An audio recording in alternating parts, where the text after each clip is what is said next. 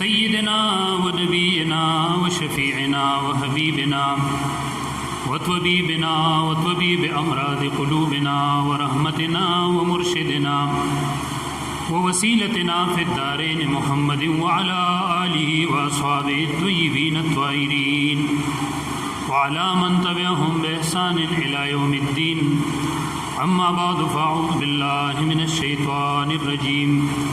بسم الله الرحمن الرحيم. ثم أورثنا الكتاب الذين اصطفينا من عبادنا. وعن أبي أمامة رضي الله تعالى عنه قال سمعت رسول الله صلى الله عليه وسلم يقول اقرأوا القرآن فإنه يأتي يوم القيامة شفيعا لأصحابه، أو كما قال رسول الله صلى الله عليه وسلم. صدق الله العظيم وصدق رسوله النبي الكريم ونحن على ذلك من الشاهدين والشاكرين. نہ ہو ممتاز کیوں اسلام دنیا بھر کے دینوں میں، وہاں مذہب کتابوں میں، یہاں قرآن سینوں میں. ان اللہ وملائکتہ یصلون علی النبی یا ایہا الذین آمنوا صلوا علیہ وسلموا تسلیما. درود شریف شوق سے اللهم صل على سيدنا محمد وآله وعترته بعدد كل معلوم لك. حضرات علماء کرام، مشایخ عظام، طلباء کرام، غیرتمند و عزیزان و مشران و ملګرو، السلام علیکم ورحمۃ اللہ وبرکاتہ. منګه ډیر شکر گزار یو چې په دې ډیر مزین مبارک او ډیر زیات معطر او مستجاب او مقبول او مبرور مجلس کې موږ ته دعوت راکړل شو. بالخصوص زموږ محبوب العلماء او د ډیرو اکابرو اسلاف او جانشین او د دې خاندان چې ډیر دینی، علمی او مذهبي او روحاني کورنۍ ده او د هغې کشرانو موږ له دعوت راکړو. دا دعوت زموږ دپاره ډېر لوی و. موږ د دې شکریا ادا کوو. تاسو د سحر نه تشریف فرمایې او د سحر نه علماء کرامو بیانات وکړو. یقینا بیا مولانا عبدالقیوم حقانی صاحب دي چې کومې خبرې وکړې دامت برکاتهم العالیه، نو بس د هغې د پاسه بله کړی ورخیږي نه، او الله دې په هغې باندې بس تاسو له او موږ ټولو له د عمل کولو توفیق راکړي. هسې امام وکیل رحمت الله علیه وی او امام شافعي رحمت الله علیه چې دا د هغه شاګرد دی، هغه ته نصیحت کوي چې یا شافعي، چې ای شافعي اجعل علمك ملحا وعملك دقيقا. علم مالګه کا او عمل اوړه کا. مالګه لږی اوړه ډېري، په لږ علم د ډېر عمل د الله نه توفیق غواړو. بلکې یو بل عالم فرمایي چې دا عمل هم مالګه کا او په دې عمل کې اخلاص چې دی نو دا اوړه کا. لږ علم او ډېر عمل او بیا لږ عمل خو ډېر اخلاص، نو دې کې الله تبارک وتعالی برکات اچي. دا د قرآن پاک د ختمونو او د دینی خدمت د اختتام مجلس دی. د دې اختتام مبارکي او د دې اختتام مبارکي امام دیلمی رحمت الله علیه فرمایي، روایت راوړي چې څوک داسې د قرآن پاک د ابتدا پروګرام لراغی چې د قرآن پاک ابتدا وا آغاز او یو مجلس جوړو، قرآن مجید شروع کېدو او دی ول راغی، نو د دې مثال داسې شو لکه جهاد شروع کېږي او دی ول راغی. الله بدل دون اجر ورکړي. حالانکه جهاد ډېر لوی فضیلت راغلی. لو غدوة او روحة فی سبیل الله خیر من الدنیا وما فیها. یو سبا او یو بیگا پلار د الله کې خیر من الدنیا وما فیها، د دنیا او د ما فیها د نعمونو او د دې د هغه دولتونو نه دغه یو سبا او بیگا داته نه بهتر دي. دا یو شواروست نه غوره. داسې شو لکه جهاد شروع کیږي یا فتوحات شروع کیږي او دی ولا راغی او چې څوک د قرآن پاک د ختم مجلس لراغی، نو داسې شو لکه جهاد خلاص شو او غنایم تقسیمیږي او دی ولا راغی. موږ دې د غنیمتونو د تقسیم په موقع کې را جمع کړو. موږ ټول د دې شکر گزار یو په دې باندې. حضراتو قرآن پاک ډیر قیمتي کتاب دی. علامہ ابن قیم رحمت الله علیه فرمایي چې نقطه من القرآن خیر من الدنیا وما فيها. د قرآن پاک یو نقطه، یو سورت نه دی ویلې، یو سپاره نه یادی، یو رکوع نه یادی، یو منزل نه یادی، یو آیتم نه یادی، یو کلمم نه یادی، بلکې یو نقطه یادی. لکه ګوره قل هو الله احد، دا یو آیت دی، دا ټول صورت، دا سوره اخلاص دی، دا په 13 سپاره کې دی. او په قل هو الله احد کې قل دا پکې یو کلمه ده، او په دې کې دا قاف دا پکې یو حرف دی، او په قاف باندې دا دوه ټکي دا پکې نقطې دي. اوس په دې قرآن پاک کې څونه نقطې دي؟ اساس تاسو نه تاسو کو څونه نقطې وي په دې قرآن پاک کې؟ سونو باندې وي، زرګونو وي. تاسو خډیر خې تاسو ته د نقطو پته نشته. زموږ یو وزیر تقریر کوو، هغه وی د قرآن پاک په 40 سپارو کې دا خبره یو ځای نشته. هغه ته سپارو علم نو. الحمدلله د مدارسو کردار دی، دا د علم رڼا ده، دا د علماو خدمات دي چې د قرآن باره کې ټول معلومات مونږ ته مهیا او میسر دي.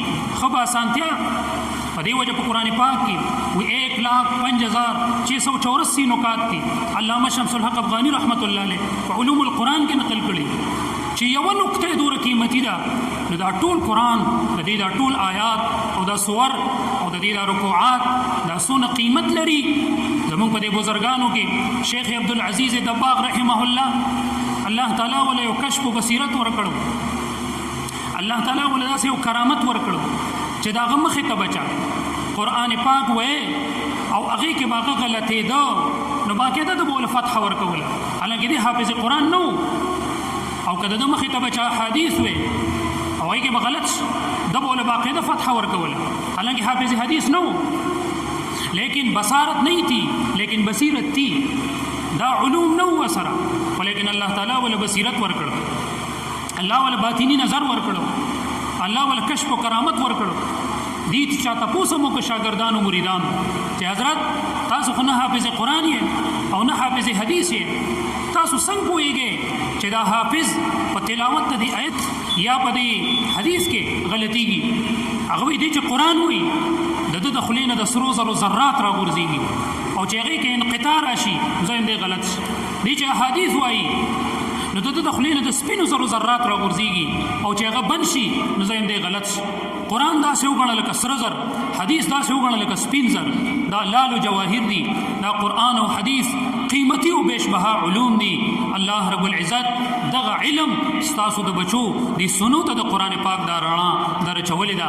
امام محمد رحمت الله علیه زمونږ په دې بس د اخرې خبره کو، ډیر بیانات شوي دي.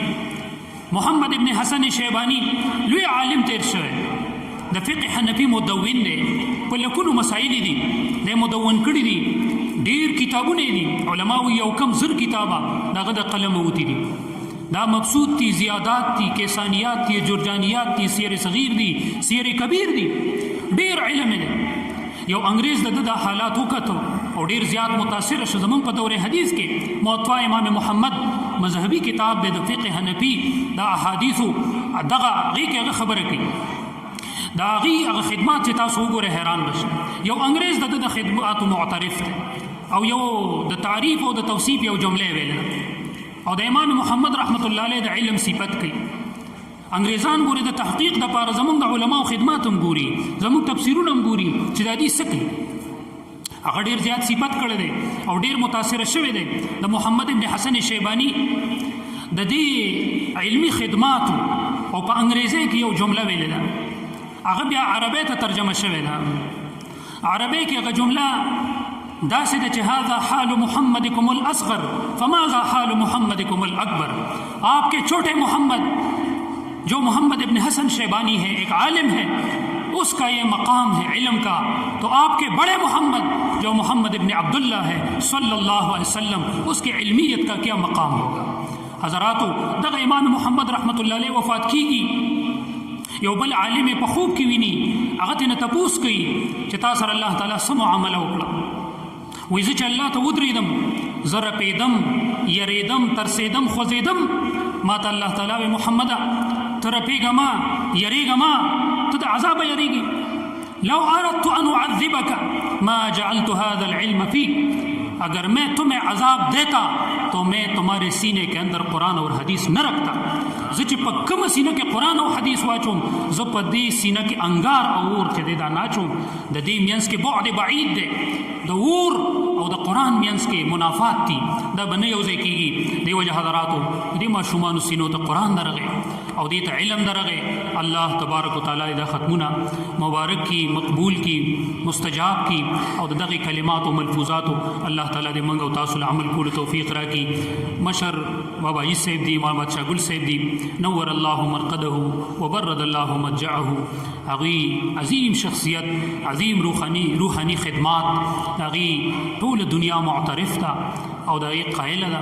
اللہ تبارک و تعالی دا غی عظیم خدمات، دا غی کشران دلتا تشریف فرما دی. دا زمانگ دا پارا مات عبدالحی ولیکن لم یمت فیضانہو. مولانا عبدالحی تو وفات پا گئے لیکن اس کا فیض و فیضان جاری رہا. الحمدللہ اغا فیضان جاری دے.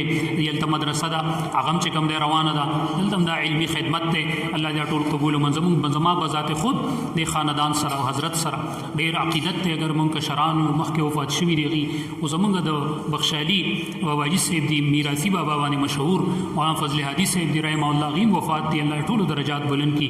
اغا دا غی خصوصی شاگردو او دی بولال تا بخشالی تم چکم نے غی تشریف روڑا او بیا زمانگ نڈاگے حضرت بابا جی صاحب دی دا غی و دا دی خاندان دیر قدیم دیرینا تاریخی دینی تعلقات تی. اللہ دے طول حضراتو قبور منور و مزین و ساتی. دا سلسلہ دا دینی خدمت، دا خاندان پا علم پی جندیشی، دا قرآن پا خدمت پی جندیشی، دا پا باطینی تزکیہ پی جندیشی. الحمدللہ اغا تسلسل قائم دے. اللہ دے دا قائم و دائم رواں دواں او جاری و ساری و ساتی.